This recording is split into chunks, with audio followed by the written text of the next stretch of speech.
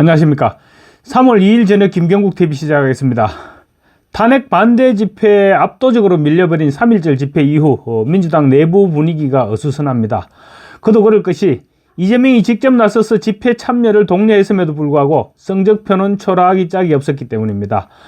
지금까지 탄핵 반대 집회 규모를 애써 무시해오던 조선일보와 중앙일보 등 레거시 언론들도 탄핵 반대 집회를 대서특필했고, JTBC와 MBC가 탄핵 반대 집회를 마치 탄핵 찬성 집회인 것처럼 왜곡을 시도했는데 오히려 욕만 들었습니다. 이제 사람들은 유튜버와 SNS를 통해 그 정도 가짜 뉴스는 모두 구별해내고 있는 것입니다.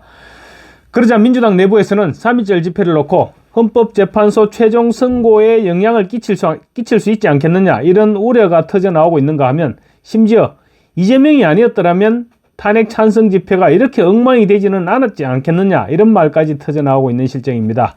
이재명도 덩달아 조급해지고 있습니다.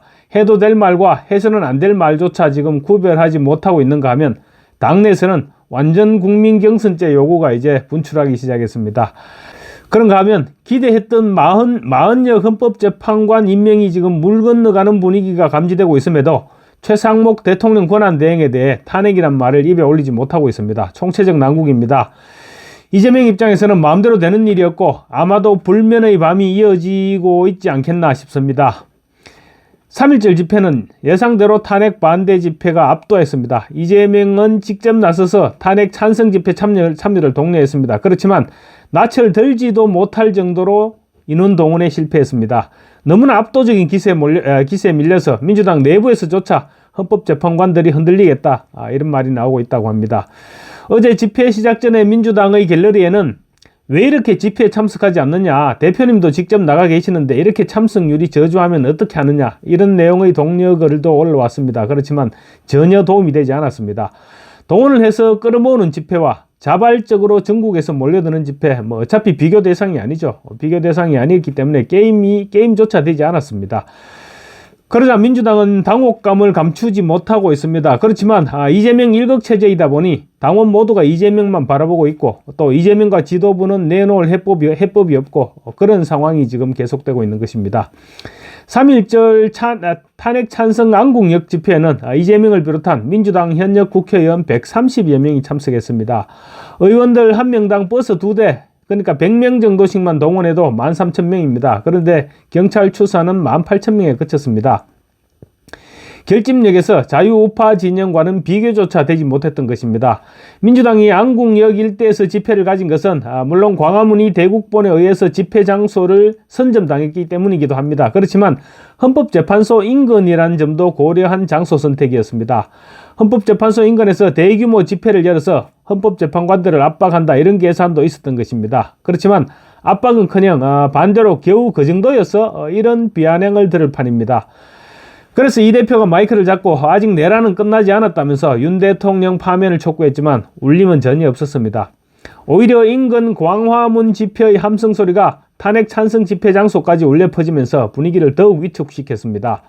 이재명이 장외 집회에서 직접 마이크를 잡은 것은 지난해 12월 14일 국회가 윤 대통령 탄핵 소추안을 처리한 직후인 그때 마이크를 잡고 이제 70여일 만에 잡았습니다.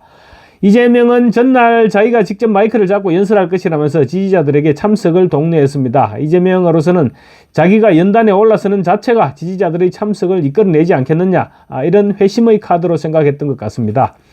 그렇지만 3.1절 탄핵 찬성 집회 인원은 경찰 추산 18,000명으로 광화문과 여의도에서 열린 탄핵 반대 집회의 수십 분의 1 수준에 그쳤습니다.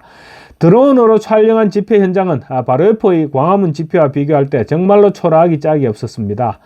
문제는 자유우파의 탄핵 반대 집회는 광화문뿐만 아니라 숭례문을 거쳐서 서울역까지 이어졌으며 여의도에도 엄청난 군중이 집결했다는 것입니다.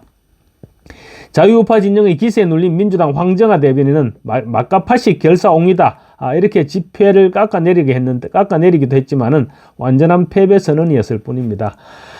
3.1절 집회 참패가 민주당에 뼈아플 수밖에 없는 것이, 이재명은 집회 전날인 2월 28일 페이스북에 집회 포스트를 올리면서 뜨거운 함성으로 안국역 사거리를 가득 채워달라고 당부했습니다.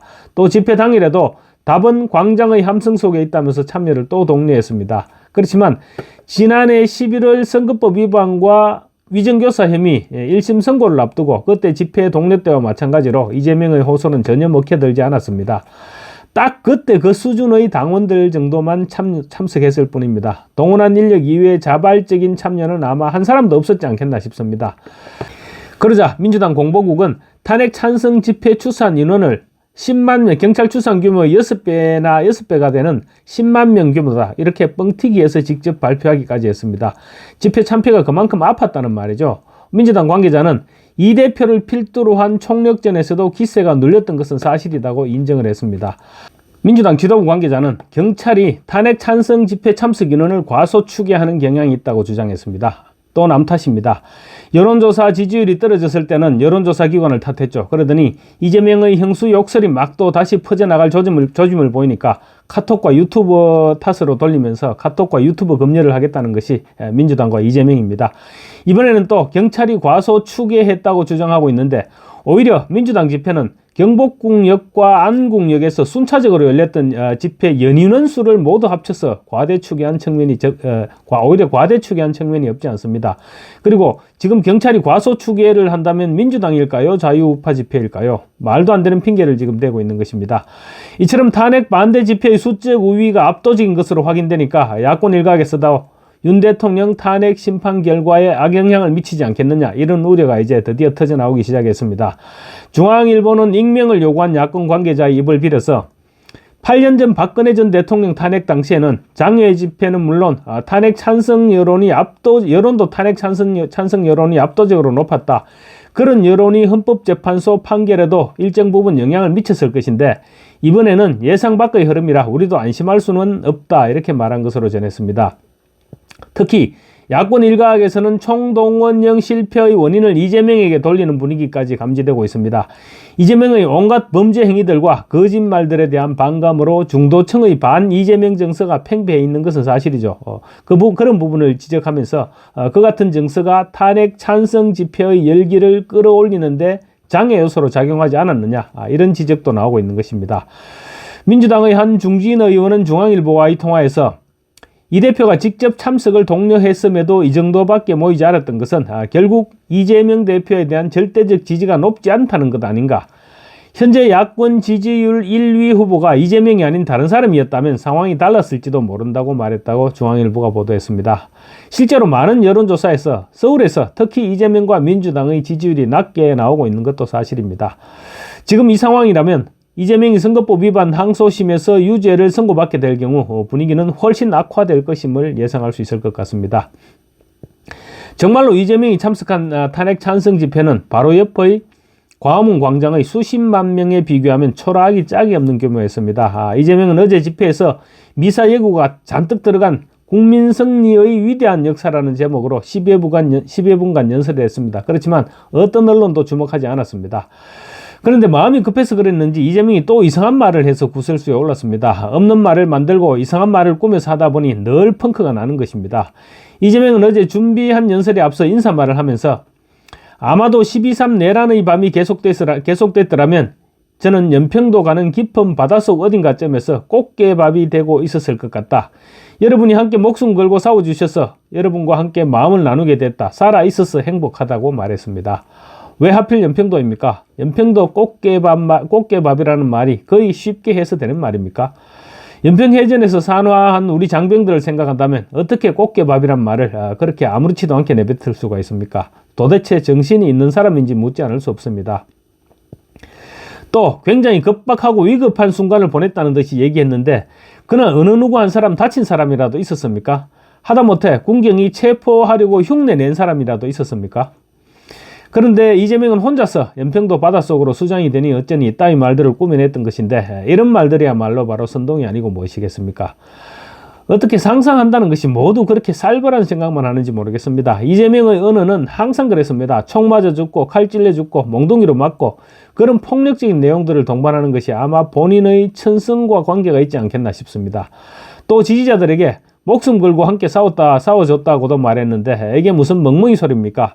자고 일어나니까 밤새 계엄이 있었다고 하더라는 마당에 무슨 목숨을 걸고 싸움을 합니까? 살아 있어서 행복하다고 했습니다. 마치 누가 죽이려고 하기라도 했던 것처럼 그런 식으로 지지자들을 선동하고 있는 것입니다. 아마도 이재명의 걱정은 다음 주일 것입니다. 이제 윤 대통령 탄핵 선고가 코앞으로 다가오는 그런 분위기인데 다음 주 윤 대통령 탄핵을 반대하는 반탄 집회는 이번 주보다 결코 적지 않은 규모가 될 것입니다. 그런데 좌파들의 탄핵 찬성 집회는 다음 주에도 3.1절 집회처럼 초라해지면 어떻게 할까, 이런 걱정을 이재명이 하지 않을 수 없을 것입니다. 일단 민주당은 탄핵 반대 집회 견제를 위해서 윤 대통령 탄핵 심판 선고 때까지 8일에도, 다음 주인 8일에도 장애 집회 총력전을 이어간다는 계획이라고 하는데 이재명으로서는 답답하기 짝이 없을 것입니다. 아마 이런 가운데 국민의힘 의원들은 3일에는 서초동 서울중앙지법을 찾아서 윤 대통령 석방을 촉구하는 장애 집회를 열기로 하는 등 여론전을 이어간다는 계획입니다. 국민의힘 지도부는 내일 박근혜 전 대통령을 면담해서 지지층을 결집해 나간다는 계획인데 이재명은 더 이상 꺼내들 카드가 없는 것입니다. 감사합니다.